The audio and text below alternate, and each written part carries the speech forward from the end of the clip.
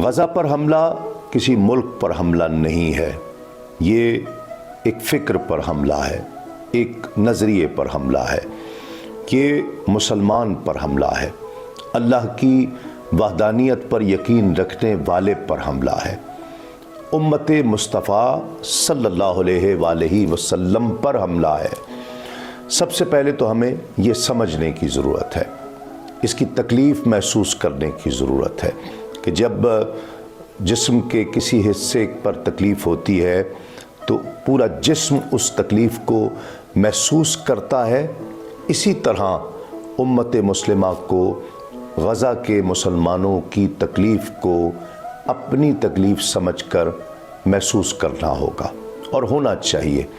ایک امت کا تصور یہیں سے اجاگر ہوتا ہے کہ ہم مسلمان، وہ کسی بھی ملک کا رہنے والا ہے، کسی بھی نسل سے ہے، کسی بھی رنگ کا ہے، کسی بھی خطے کا رہنے والا ہے، وہ مسلمان ہونے کی حیثیت سے ہمارا بھائی ہے۔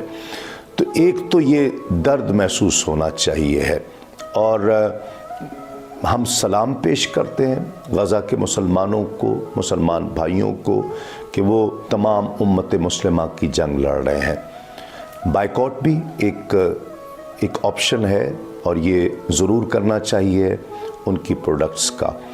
اس کے ساتھ ساتھ ہمیں آواز اٹھانی چاہیے، ہمیں اپنی آواز ایک مسلمان کی حیثیت سے اٹھانی چاہیے، اقوام عالم تک آواز پہنچانی چاہیے۔